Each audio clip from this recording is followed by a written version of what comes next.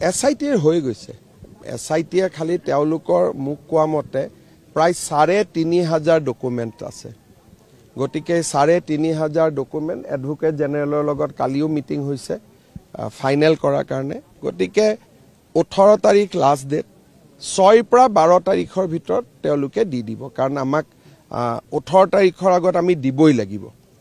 কাৰণ নহলে জেলত থকা মানুহকেজনে জামিন পাই যাব সেইকাৰণে 18 তাৰিখৰ আগত আমি দিয়াটো আইনৰ মতে আমি বাধ্য